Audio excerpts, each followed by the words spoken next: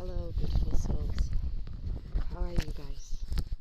So it took me a little bit longer to record this abandoned boon. As something showed up last week, and it also helped me to prepare better the content for this abandonment wound. So as a friend just take a course of suicide, and it's the father of a kid that is a best friend of my son. So it makes me think a lot and figure out many things. Also healing my own father wound. So which was like really nice. I know it's weird I say this, but I always see good things in the bad things. So because there's no right or wrong. There's only cause and effect. Yeah. So let's dive in on what is abandonment wound, okay?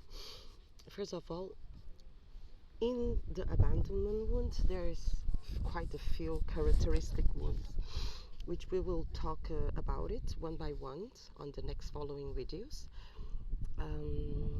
The sun is really bright here, but I'm liking it. I'm in the beach, which I think is a really nice place to film it. So, abandonment wound usually is caused by childhood. So if you are abandoned by your fathers, your mothers, both parents, your caretaker, you can have abandonment wounds from friendships after you've grown up a little bit. You can have like both parents living with you, but still something happened in school. Also when you're adult in relationship, but it usually go back to childhood. Everything starts there, okay? So imagine you are in a relationship. As a woman, if you have a father wound, for example, usually you will get to attract people, men or women, it doesn't matter. Yeah, the same guy as your father. When we are a child, usually it's say, we are also attracted to someone similar to our parents. It doesn't matter if you are a man or woman. And the thing is, yeah, it's right, but it's not something natural, really. It's something as because that was your only example. So what you do is you will see that is your only example, and that's your reality. So we can only see what our eyes can comprehend, and we can only comprehend when we are at certain level of consciousness. And then when you are awake, you will understand that you are not attracting to the same guy. You are attracted to what has done to you. It's your wounds. It's then that space become your comfort zone, because you know nothing more than that. You understand me? Take that in, okay? And then so when you are a trigger in your relationship or your friendship or your day-to-day life, and you act out like a little girl, so that's the moment when you are getting backward to exactly where your wound is. I have write it down, so I will just read something I wrote. Yeah, that's what I've talked already. That trigger that pop up for you and make you afraid of rejection, but also makes you afraid of intimacy. So you start to be a bit more of not vulnerable, and also makes you feel like there's nowhere to be safe, to feel safe. When you have an abandonment wound, your root chakra and your sacral chakra usually are not balanced, and when you will usually have like a weak legs, more of immune system issues, because you don't feel safe, you don't feel whole.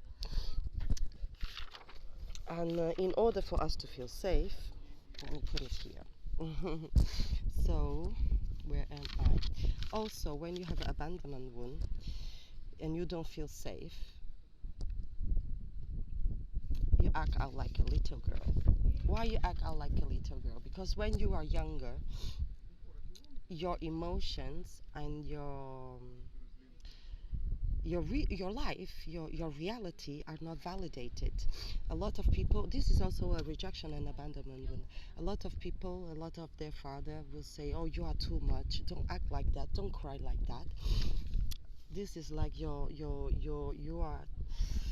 power is taken away from you. So if your power is taken away from you, you will never feel safe about it. So, or you got like treated in an unfair ways.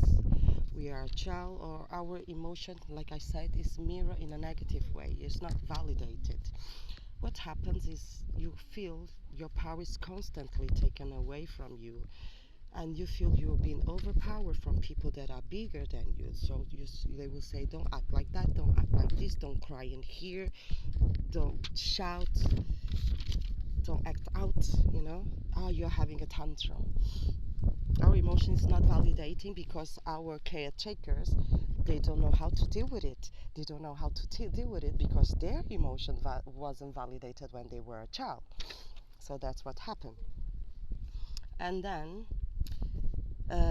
as a child, although you feel unfairness and you feel sad, you won't say it out. You will shut up and then you shut down. Also, you cannot leave that place or leave your caretaker, like your parents, for example, because you cannot risk it. You need to be taken care of because you are a child. Yeah. So this is really frustrating for a child. It's really important to give space for them and acknowledge their frustration, their feeling, so they know how to deal with it. Then you create a good foundation. As a wounded child, you don't have foundation, so then it will affect when you are older, as a teenager, at school, and as an adult, at your job, and everywhere, you know. Everything I'm saying, I have experienced it within myself. I know how it is. I know the power that was taken away from me, and without realizing that until I'm 40, you know. So it's never too late. All this will take you to a fight or flight mode. Remember that is not your present self when you act out, when a trigger is affecting you. That emotion is not you. It's quite hard to live in this parallel world when you know that you are not like that, but when you get triggered, you act out this way and you go back to the place where you feel you are small and little. And because your emotions wasn't well validated, your powers are constantly take you away. You start to search that outside of you. For example, as a girl, I didn't have that validation from my father, so I started to get into relationships very early. I started to get out to get that love for myself. And then I realized that that wasn't love for myself, that because love is inside of me already. So what happens is there is a risk in it, you know. You can get pregnant very easily. You can offer sex in exchange of love that you feel was love, yeah, care, anything. But then there's love bomb to you as well. So then you get addicted to that love bomb. So it starts to manipulate. So that's a really hard thing when you are not acknowledging that you have a wound.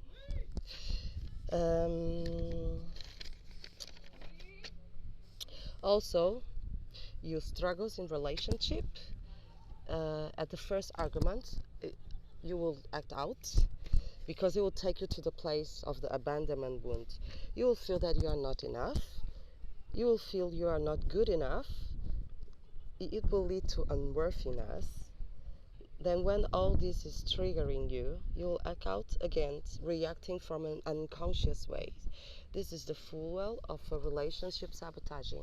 Also, it will also sabotage your career sometimes. You will sabotage yourself because you feel you are not enough. You will act out in fear. You don't want to shine. You don't want to be yourself. You will always have a mask in you in order not to feel that you are not enough. You will want to be like others. You will want to be in that comfort zone, inside of the fear, thinking that if I act like this, if I be like that, they won't abandon me, they won't reject me. So this is the thing. It's a tricky thing, you know. Also,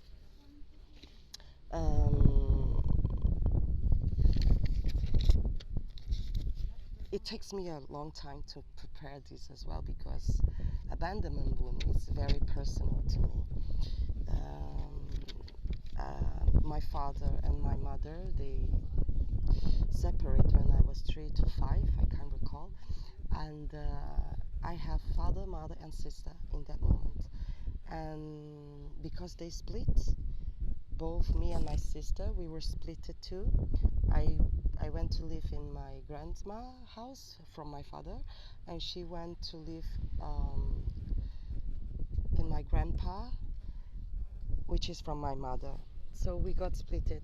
So it's like I was abandoned by my mother, my father and my sister without a choice. So since little my power was taken away, because that was the right to me to choose what I want. But as a child, they think you cannot choose, yeah? So they take it away from you. It's all right now, I accept that, and I'm healing from that too. And yeah, so with abandonment wounds, relationship is quite hard. You will sacrifice yourself a lot of time in order to maintain that. Especially when you are parents already, you don't want your children to live like you did, obviously. I will say for myself. So I hang on in a relationship for more than 10 years until I realized that that's not an example for my children.